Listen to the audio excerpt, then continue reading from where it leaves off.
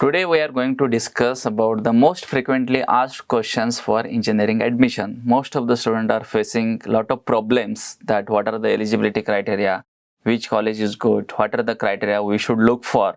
Those all we are going to discuss, and really it will be very much helpful for all the students from the rural areas or from the cities to understand about the engineering admission process. The first questions we are going to take is about what are the different eligibility criteria for admission into an engineering college. तर engineering कॉलेजला admission घेण्यासाठी आपल्याला काय काय गोष्टीची पूर्तता करायला पाहिजे म्हणजे आपण त्या इंजिनिअरिंग ॲडमिशनसाठी एलिजिबल राहू. तर पहिला सर्वात महत्त्वाचा क्रायटेरिया आहे की तो कॅन्डिडेट भारतीय नागरिक असायला पाहिजे, म्हणजेच the candidate should be an Indian national. That is a first requirement. Second requirement आहे की कुठले कुठले सब्जेक्ट त्यांनी देऊन तो परीक्षा पास झालेला पाहिजे. तर पहिली रिक्वायरमेंट आहे की तो विद्यार्थी फिजिक्स आणि मॅथमॅटिक्स हे 2 कंपल्सरी सब्जेक्ट देऊन तो 12वी परीक्षा पास झालेला पाहिजे. आणि तिसरा जो सब्जेक्ट आहे त्या सब्जेक्टमध्ये केमिस्ट्री सब्जेक्ट असला तरी चालतो किंवा बायोटेक्नॉलॉजी सब्जेक्ट असला तरी चालतो किंवा बायोलॉजी सब्जेक्ट असला तरी चालतो किंवा कुठलेही technical vocational subject for example computer science, information technology हे सब्जेक्ट असलं तरी चालतंय.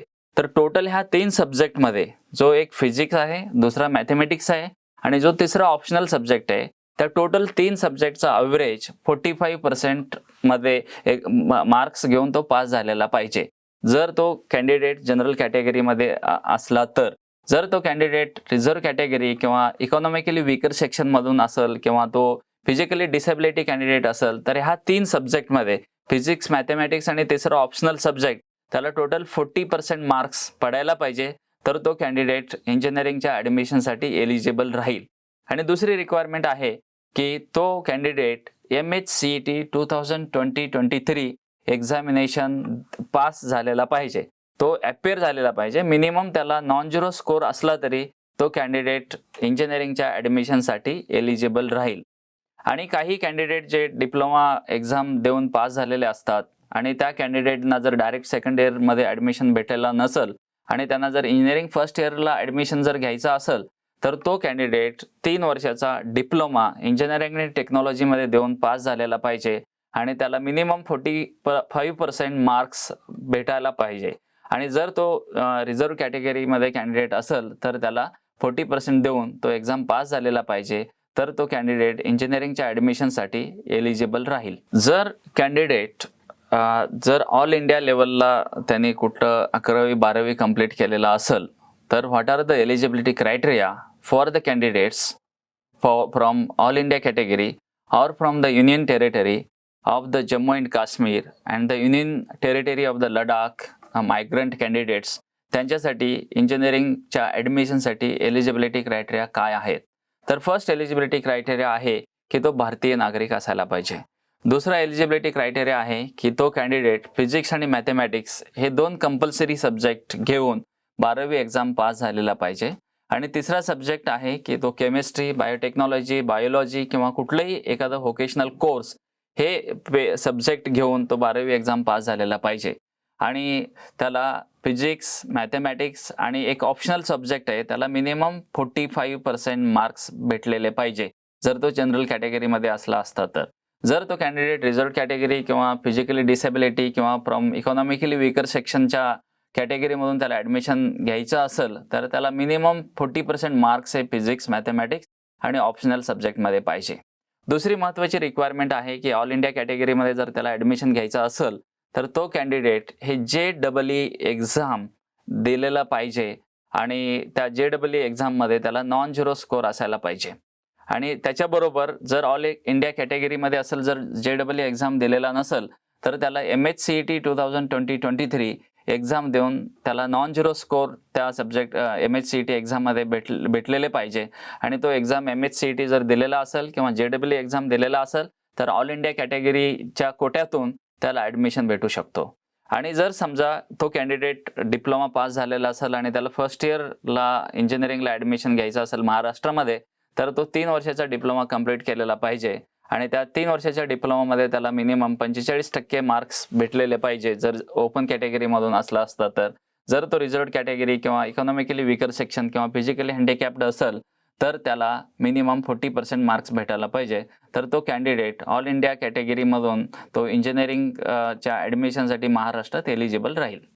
What are the entrance exam required for engineering admission? इंजिनिअरिंगच्या ॲडमिशनसाठी कुठले कुठले एंट्रन्स एक्झाम द्यायला पाहिजे? तर सर्वात महत्त्वाची आहे की तुम्ही 12वी एक्झाम जर पास झालेला असेल, फक्त 12वीच्या एक्झामवर तुम्हाला इंजिनिअरिंगला ॲडमिशन घेता येणार नाही. 12वीच्या एक्झामबरोबर तुम्हाला मिनिमम एक आहे की MHT-CET, that is called as a Maharashtra common entrance test, which is conducted by the state common entrance test cell Maharashtra. हे एक्झाम तो देऊन पास झालेला पाहिजे आणि त्याला मिनिमम नॉन झिरो स्कोर भेटलेलं पाहिजे, तर तो कॅन्डिडेट इंजिनिअरिंगच्या ॲडमिशनसाठी एलिजिबल राहील.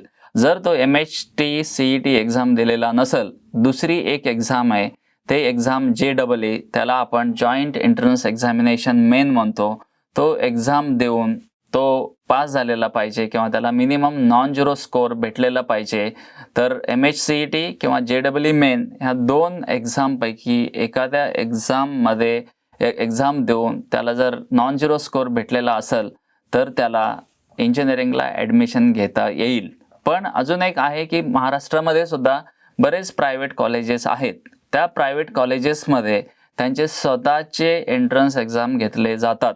तर मला सर्वांना सांगायचं आहे की ज्या मुलांना प्रायव्हेट युनिव्हर्सिटीमध्ये जर ॲडमिशन घ्यायचं असेल, तर प्रायव्हेट युनिव्हर्सिटीच्या वेबसाईटला त्यांना भेट द्यावे लागेल आणि त्या प्रायव्हेट विद्यापीठाचे त्यांना एंट्रन्स एक्झाम द्यावे लागेल. जर तुम्ही MHT-CET किंवा JEE एक्झाम दिलेला नसेल, पण तुम्हाला इंजिनिअरिंगला ॲडमिशन घ्यायचं असेल, तर तुम्हाला एकच ऑप्शन आहे की प्रायव्हेट युनिव्हर्सिटी. तर प्रायव्हेट युनिव्हर्सिटीचा एंट्रन्स एक्झाम जर तुम्ही दिले, तर तुम्हाला एक चान्स भेटू शकतो आणि तुम्ही इंजिनिअरिंगच्या ॲडमिशनसाठी एलिजिबल राहाल. What are the top 10 criteria to be considered for taking admission in any engineering college? एखाद्या इंजिनिअरिंग कॉलेजमध्ये आपल्याला जर ॲडमिशन घ्यायचं असेल, तर 10 महत्त्वाच्या गोष्टी काय बघायला पाहिजे? बरेच पेरेंटना किंवा बरेच विद्यार्थ्यांना किंवा नातेवाईकांना हा खूप मोठा प्रश्न सतावतो, कारण महाराष्ट्रामध्ये हजारो इंजिनिअरिंग कॉलेजेस आहेत. तर कुठलं कॉलेज चांगलं आहे आणि कुठल्या कॉलेजला आपण ॲडमिशन घ्यायला पाहिजे आणि काय गोष्टी बघायला पाहिजे, हा आज आपण त्या क्वेश्चन्स आपण डिस्कस करणार आहेत. तर सर्वांच्या मते आपण आपल्या मुलांना आपण ॲडमिशन घेतो की पहिला महत्त्वाचा क्रायटेरिया प्रत्येक पालकांना असतो की इंजिनिअरिंग कंप्लीट झाल्यानंतर त्याला नोकरी लागायला पाहिजे. त्याला आपण म्हणतो की प्लेसमेंट रेकॉर्ड त्या कॉलेजचा कसा आहे. प्लेसमेंट रेकॉर्ड म्हणजे त्या कॉलेजमध्ये जर समजा 100 मुलं ॲडमिशन घेतले असतील, तर 100 मुलापैकी किती मुलांना प्लेसमेंट भेटलेला आहे, त्याला म्हणतो आपण प्लेसमेंट पर्सेंटेज. प्रत्येक कॉलेजचा प्लेसमेंट पर्सेंटेज हा वेगळा असतो. कोणाचा 100% असतो, कोणाचा 90% असतो, कोणाचा 20% असतो, कोणाचा 30% असतो. तर हे तुम्ही बघायला पाहिजे. आणि त्याच्यात अजून एक सर्वात महत्त्वाची आहे की काही कॉलेजला त्यांनी प्लेसमेंट म्हणजे 90% असतात, पण टोटल ॲव्हरेज पॅकेज, त्या प्लेसमेंट ॲव्हरेज पॅकेज किती आहे, की ॲव्हरेज म्हणजे त्यांना सॅलरी किती भेटलेला आहे. फॉर एक्झाम्पल त्यांना 3 लाख असेल, तर अराऊंड त्यांना म्हणजे 30,000च्या आसपास सॅलरी असतो. 30,000ची सॅलरी खूप कमी असतो. तर त्यांचे ॲव्हरेज पॅकेज हे 10 ते 15 लाखामध्ये जर असेल, तर तो मुलगा जो त्या कॉलेजमधून पासआउट होतो, तर त्याला चांगला पॅकेज भेटलेला असतो. तर सर्व पालकांनी प्लेसमेंट रेकॉर्ड त्या कॉलेजचा बघायला पाहिजे. आणि त्या कॉलेजचा प्लेसमेंट रेकॉर्ड बघायचा असेल, तर तुम्हाला कसं कळेल की कॉलेजचा प्लेसमेंट रेकॉर्ड कसा आहे? तर तुम्ही त्या कॉलेजच्या वेबसाईटवर जा. त्या कॉलेजच्या वेबसाईटवर त्या कॉलेजबद्दल, प्लेसमेंट रेकॉर्डबद्दल पूर्ण माहिती दिलेली असते. त्याच्यावरून तुम्हाला आयडिया येईल. आणि फक्त त्या वेबसाईटवर विसंबून राहण्यापेक्षा तर तुम्ही त्या कॉलेजमध्ये कुठले विद्यार्थी शिकतात आणि जे विद्यार्थी पासआउट झालेत त्यांच्याकडून सुद्धा थोडी माहिती घ्या. त्याच्यावरून तुम्हाला कळेल की त्या कॉलेजचा प्लेसमेंट रेकॉर्ड कसा आहे आणि त्याच्यावरून तुम्हाला एक अंदाज येईल की आपल्या पाल्याला जर त्या कॉलेजमध्ये ॲडमिशन घेतलो तर नोकरी लागायचे चान्सेस किती आहेत.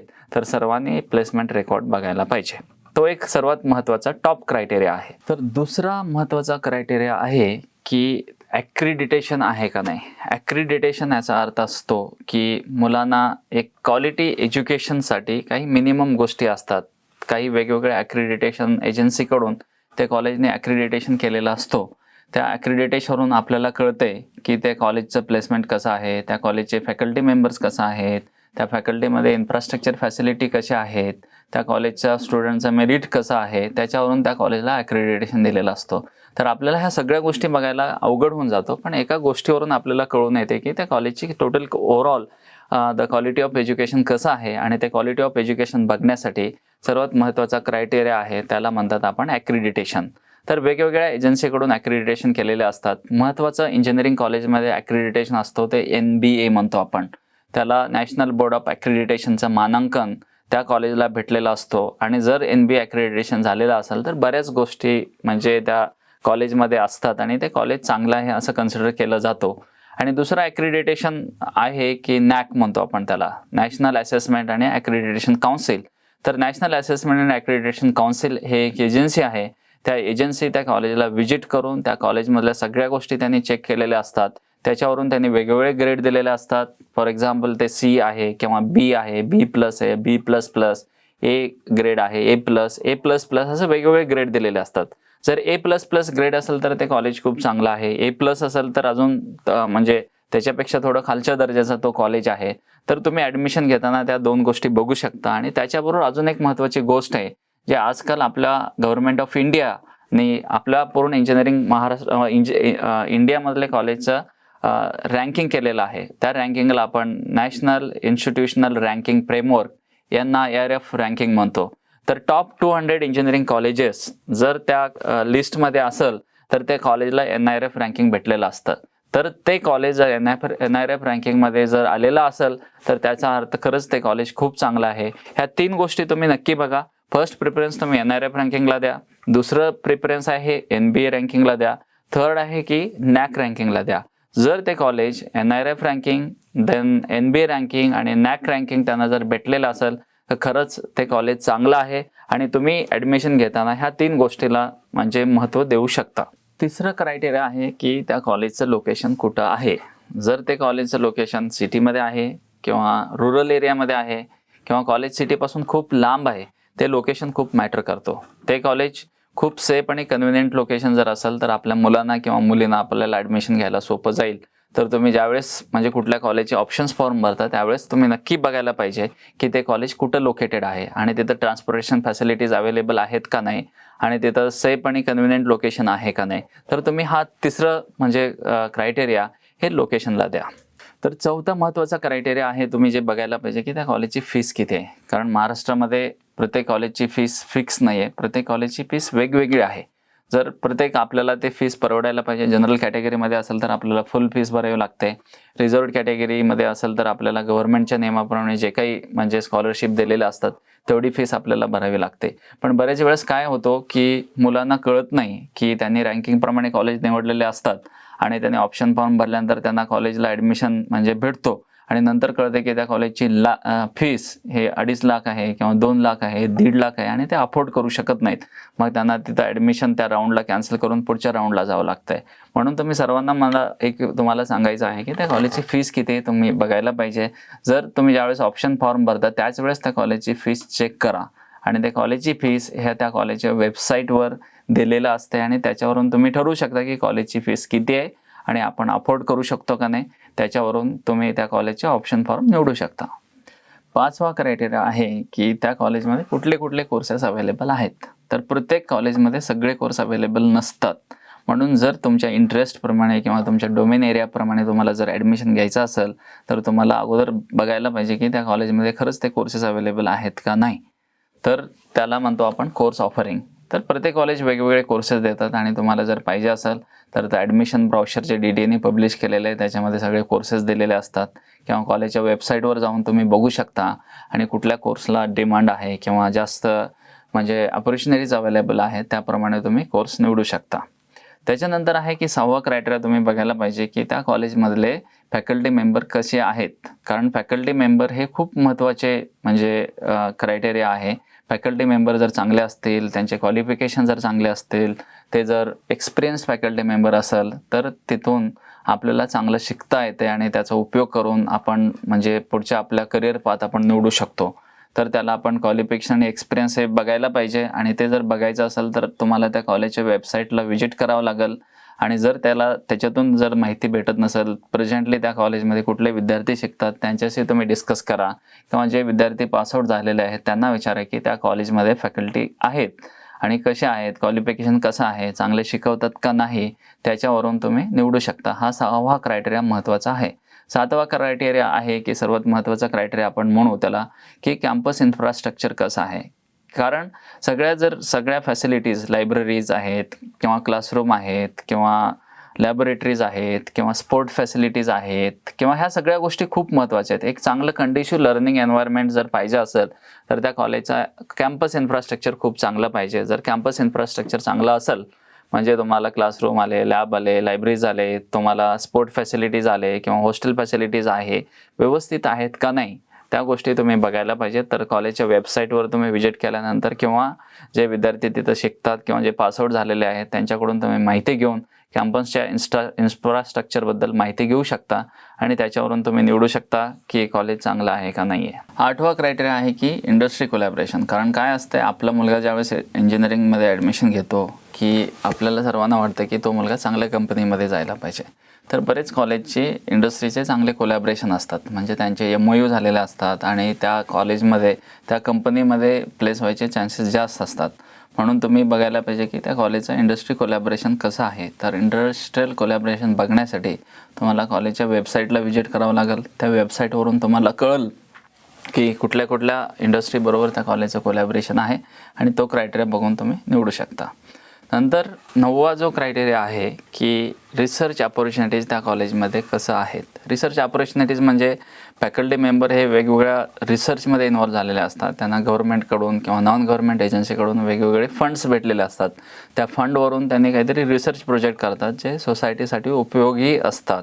जर त्या कॉलेजचं रिसर्च फंडिंग जर चांगलं असेल, ते कॉलेजचे फॅकल्टी मेंबर रिसर्चमध्ये इन्व्हॉल्व असतील तर आपल्या मुलांनासुद्धा रिसर्च अपॉर्च्युनिटीज अवेलेबल होईल आणि मुलांना काहीतरी चांगल्या गोष्टी करून ते सोसायटीसाठी निर्माण करू शकतात किंवा स्वतःचे काहीतरी वेगळं रिसर्च करून स्वतःची कंपनी स्थापित करू शकतात किंवा सोसायटीसाठी उपयोगाच्या वस्तू त्यांनी निर्माण करतात. म्हणून त्या कॉलेजच्या रिसर्च अपॉर्च्युनिटीज कसं आहेत, रिसर्च फंडिंग कसं आहेत, फॅकल्टीचे रिसर्च पब्लिकेशन कसं आहे, त्या गोष्टी बघायला पाहिजे आणि ते तुम्ही कॉलेजच्या वेबसाईटला व्हिजिट केल्यानंतर त्या रिसर्च अपॉर्च्युनिटीबद्दल तुम्हाला सगळी माहिती भेटेल.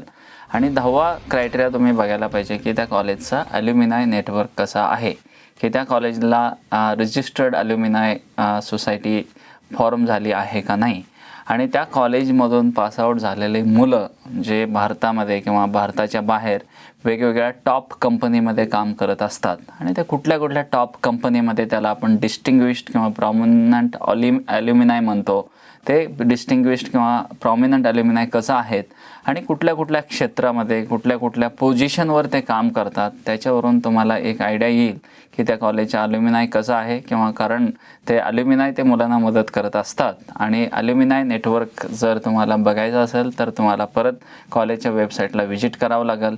त्याच्यावरून ह्या सगळ्या गोष्टीची तुम्हाला माहिती होईल.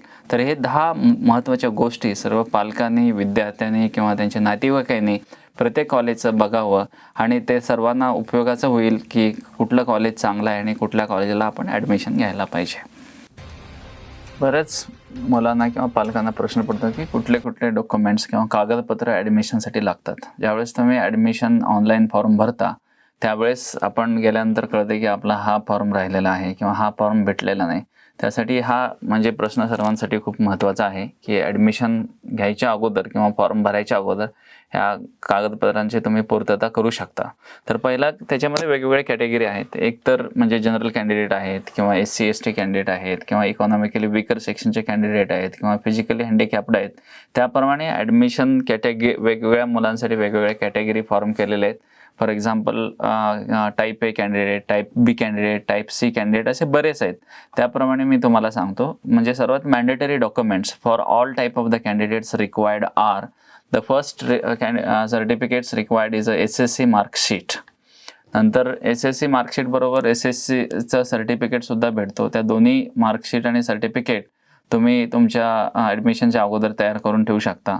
नंतर HSC किंवा डिप्लोमाचं मार्कशीट लागतो. नंतर तुम्हाला क्वालिफाईंग एक्झामिनेशनचं मार्कशीट लागते. फॉर एक्झाम्पल तुम्हाला MHCETचं असेल किंवा JEEचं स्कोअर कार्ड असेल त्या गोष्टी तुम्हाला लागतात. नंतर स्कूल लिव्हिंग सर्टिफिकेट किंवा ट्रान्सफर सर्टिफिकेट लागतो, किंवा भारतीय नागरिकत्व त्याला म्हणतो आपण नॅशनॅलिटी, इंडियन नॅशनॅलिटी सर्टिफिकेट. तर SSC, HSC qualifying examination marksheet, CET marksheet किंवा स्कोअर कार्ड, नंतर किंवा JEEचं स्कोअर कार्ड किंवा स्कूल लिव्हिंग सर्टिफिकेट आणि इंडियन नॅशनल सर्टिफिकेट, ह्या मिनिमम 6 गोष्टी सर्वांना कंपल्सरी सगळ्या टाईपच्या कॅन्डिडेटसाठी हे कागदपत्र लागतात. जर कॅन्डिडेट SC ST कॅटेगरीमध्ये असेल तर त्याला कास्ट सर्टिफिकेट आणि कास्ट व्हॅलिडिटी सर्टिफिकेट हे कंपल्सरी फॉर्म भरताना लागतो, तर त्यांनी त्या गोष्टीची पूर्तता करायला पाहिजे.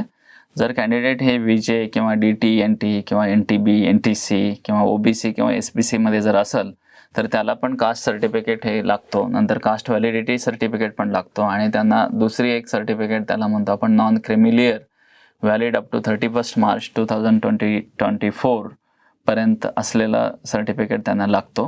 नंतर अजून एक कॅटेगरी, जर तुम्हाला ॲडमिशन हे EWS कॅटेगरी, त्याला आपण म्हणतो इकॉनॉमिकली वीकर सेक्शनच्या कोट्यातून जर ॲडमिशन घ्यायचं असेल तर जे शासनाचा एक GR निघाला होता, तर त्या GR प्रमाणे त्यांना त्या इकॉनॉमिकल वीकर सेक्शनच्या फॉर्मॅटमध्ये तुम्हाला ते EWS सर्टिफिकेट घेणं गरजेचं आहे, तरच तुम्ही EWS कोट्यातून ॲडमिशन घेऊ शकता.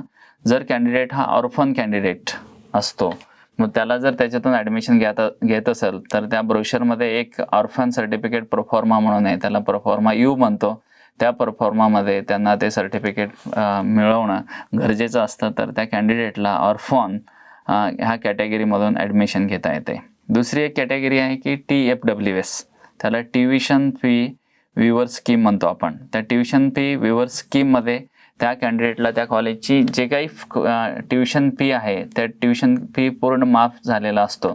तर त्याच्यासाठी एक सर्वात महत्त्वाचं कंडिशन आहे की त्या कॅन्डिडेटच्या पालकांचं उत्पन्न हे 8 लाखापेक्षा कमी पाहिजे फ्रॉम ऑल सोर्सेस. तर त्या कॉम्पिटंट अथॉरिटी ऑफ महाराष्ट्र स्टेटकडून त्यांचं उत्पन्न 8 लाखापेक्षा कमी आहे ते सर्टिफिकेट भेटणं खूप गरजेचं असतो, तरच त्या कॅन्डिडेटला TFWS कॅटेगरीमधून ॲडमिशन घेता येतो.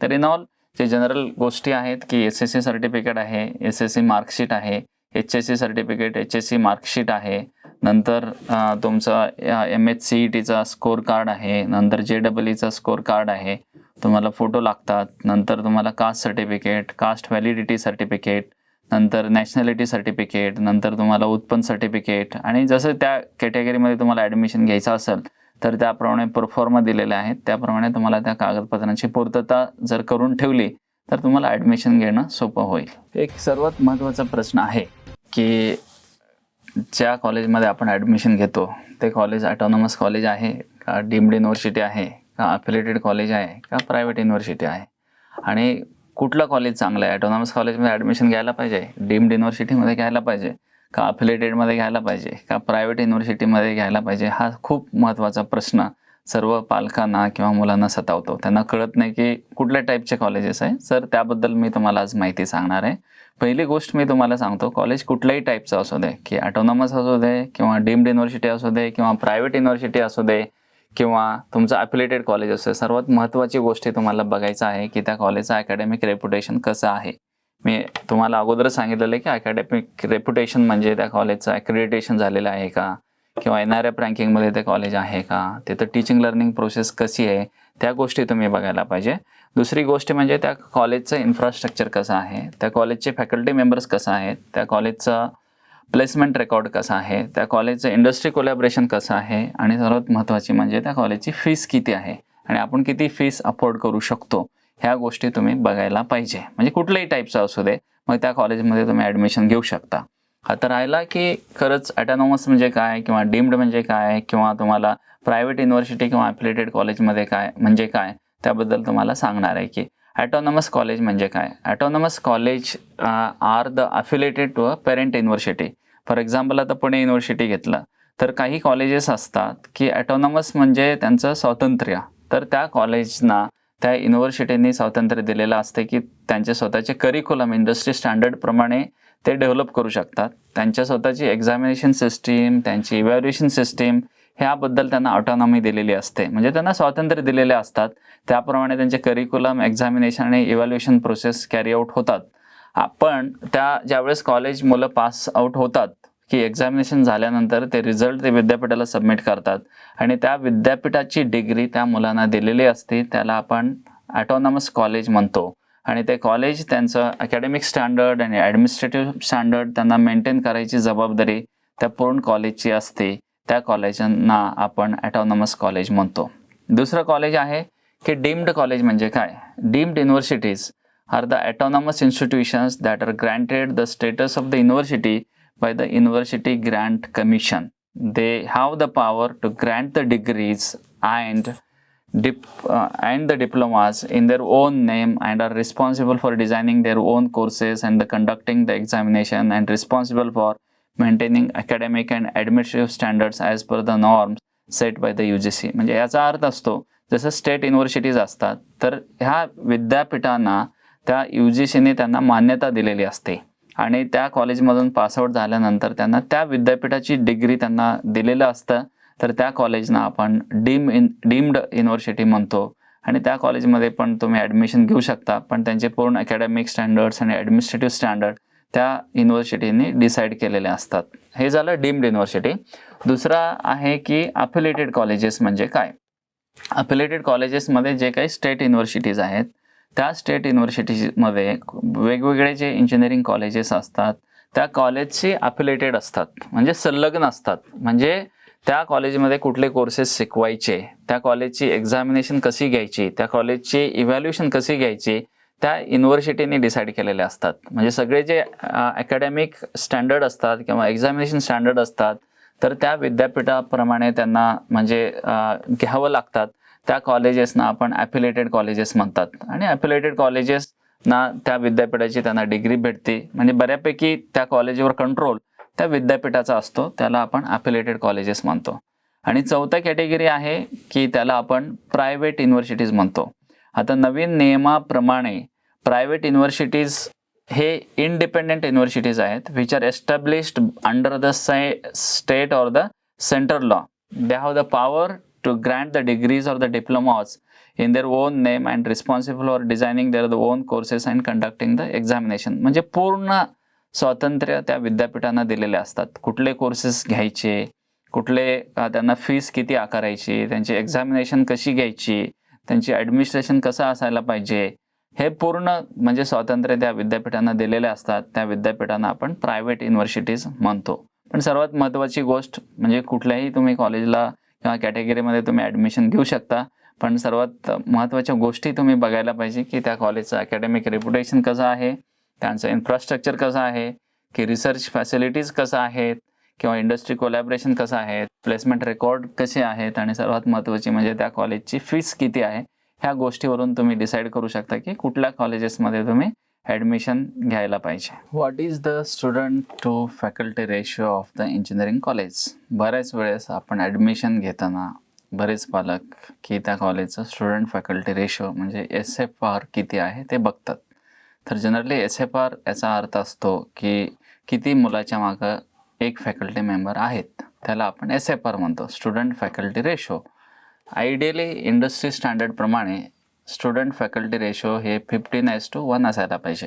म्हणजे याचा अर्थ असतो की 15 स्टुडंटच्या मागं एक फॅकल्टी असायला पाहिजे, त्याला 15:1 म्हणतो. जर 15:1 किंवा त्याच्यापेक्षा कमी जर SFR असेल तर त्याचा अर्थ असा आहे की त्या कॉलेजमध्ये फॅकल्टी मेंबर सफिशियंट आहेत आणि ते ओव्हरबर्डन झालेले नसतात आणि प्रत्येक मुलाकडं वैयक्तिक लक्ष देऊ शकतात आणि मुलांची ओव्हरऑल डेव्हलपमेंट ते करू शकतात. म्हणून स्टुडंट फॅकल्टी रेशो हा एक महत्त्वाचा पॅरामीटर आहे.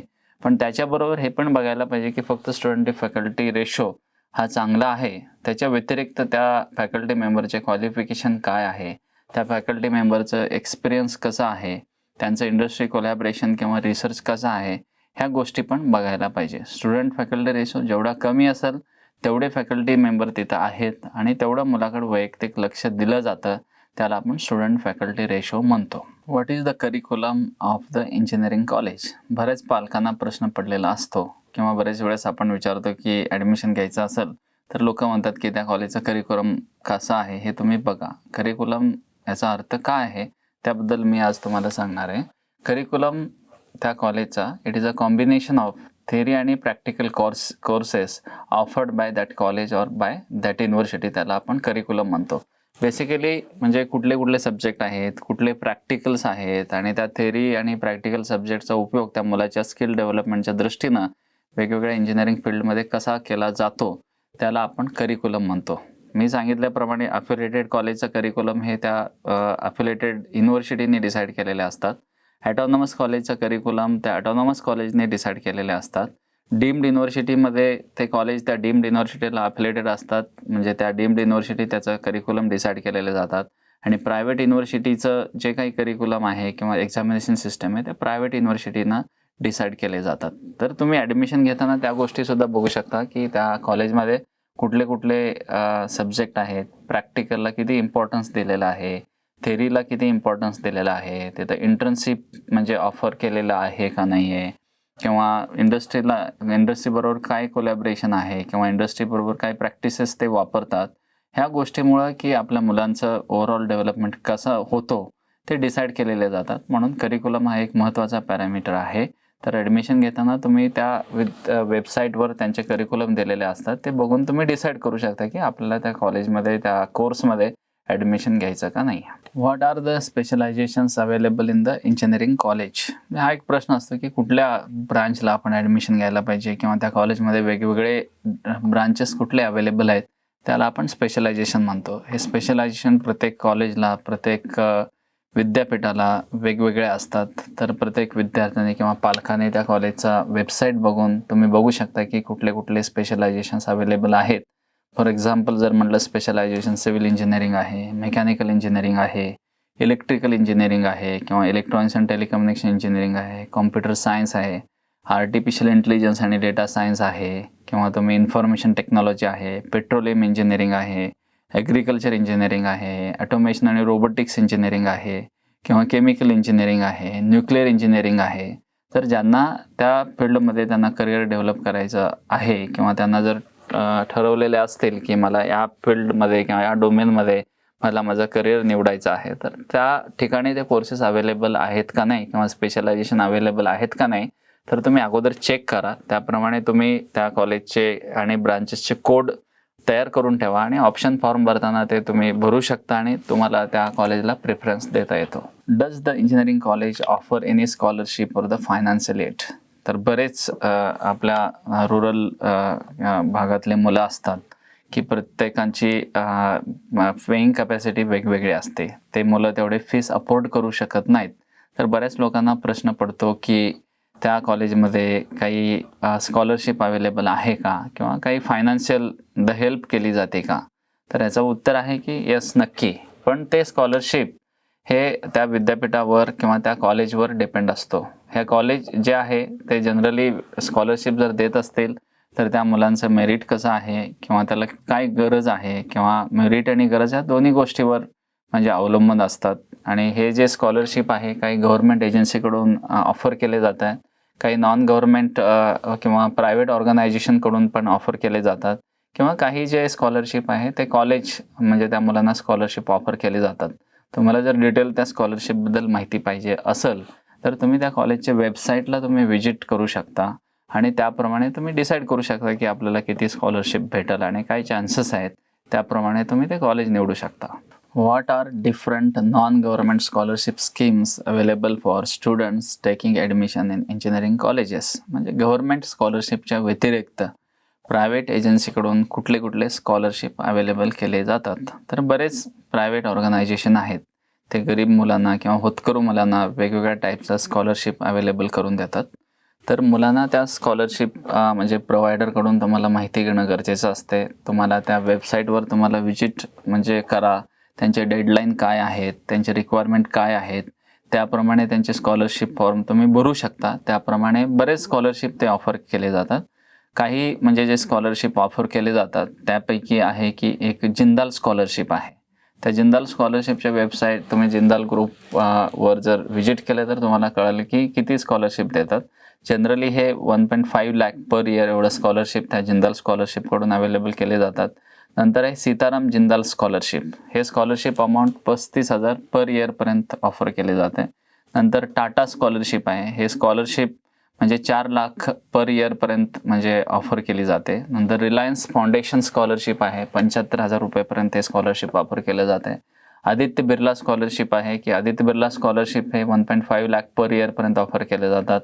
नंतर the Sahu Jain trust scholarship आहे, 50,000 रुपये पर इयरपर्यंत ऑफर केली जाते. L&T बिल्ड इंडिया स्कॉलरशिप आहे, 1.8 लाख पर इयरपर्यंत ऑफर केली जाते. IOCL म्हणजे इंडियन ऑइल कॉर्पोरेशन लिमिटेड हे सुद्धा ते स्कॉलरशिप ऑफर केले जातात. तर त्यासाठी तुम्हाला सर्वांना म्हणजे अपील आहे की तुम्ही त्या वेगवेगळ्या वेबसाईटवर तुम्ही व्हिजिट करा, त्याप्रमाणे त्यांची डेडलाईन माहिती करून घ्या आणि ऑनलाईन तुम्ही स्कॉलरशिप फॉर्म भरा, त्याप्रमाणे तुम्हाला त्या स्कॉलरशिप अवेलेबल होऊ शकतात. गर्ल स्टुडंटसाठी काही वेगळी स्कॉलरशिप अवेलेबल आहे का, तर याचं उत्तर आहे की आहे. तर एक लीला पुनावाला फाउंडेशन ग्रुप आहे, त्या लीला पुनावाला फाउंडेशन ग्रुपकडून वुमेन एम्पॉवरमेंटसाठी इंजिनिअरिंग कॉलेजच्या गर्ल स्टुडंट्सना ही स्कॉलरशिप अवेलेबल करून देतात. तर त्या स्कॉलरशिपचे रिक्वायरमेंट काय आहेत, तर this scholarship is only available for girl students and that girl student should have passed the 12th standard examination with 60% marks in the physics, chemistry and mathematics. The annual income of the family should be less than 8 lakh per annum. The student should have taken admission in the recognized engineering college in India. The scholarship open to students who are the Indian citizens and the residents of the Pune, Mumbai and the Bangalore, the etc. And the student should have scored a minimum of 50% marks in the first year engineering. तर ह्या स्कॉलरशिपमध्ये त्या मुलाची पूर्ण tuition पे, त्यांचं accommodation आणि other expenses हे दिले जातात. तर त्या पूर्ण तुम्हाला जर डिटेल माहिती पाहिजे असेल, लीला पुनावाला फाउंडेशन ग्रुपला तुम्ही व्हिजिट करा, तर तुम्हाला सगळ्या गोष्टी कळतील आणि त्याप्रमाणे तुम्ही जर अप्लाय केले तर गर्ल स्टुडंटना हे स्कॉलरशिप भेटू शकते आणि गरीब मुलांना म्हणजे चांगलं शिक्षण म्हणजे आपल्याला ह्या स्कॉलरशिपकडून घेता येईल. अशा प्रकारे आज आपण इंजिनिअरिंग ॲडमिशनसाठी जे काही महत्त्वाच्या म्हणजे गोष्टी आहेत ते आज आपण बघितले आहेत. ह्या सर्व गोष्टी की इंजिनिअरिंग एलिजिबिलिटी क्रायटेरिया काय आहेत, कुठले कुठले कागदपत्र लागतात, कुठल्या कुठल्या टाईपचे कॉलेजेस आहेत किंवा ॲडमिशन घेताना कुठल्या कुठल्या गोष्टी आपल्याला बघायला पाहिजे, कुठले स्कॉलरशिप अवेलेबल आहेत, नॉन गव्हर्मेंट एजन्सीकडून आहेत किंवा मुलींसाठी काही स्कॉलरशिप अवेलेबल आहेत का, तर त्या सर्व गोष्टी आज आपण या व्हिडिओमध्ये बघितलेल्या आहेत. तर मी सर्वांना विनंती करतो की सर्वांनी या गोष्टीचा लाभ घ्यावा आणि चांगल्या कॉलेजमध्ये ॲडमिशन तुम्ही घ्यावं, चांगलं कॉलेज तुम्हाला निवडता यावं यासाठी हा व्हिडिओ बनवलेला आहे. तर अशा प्रकारे तुम्ही पूर्ण परत एकदा व्हिडिओ बघून त्याचा लाभ घ्यावा.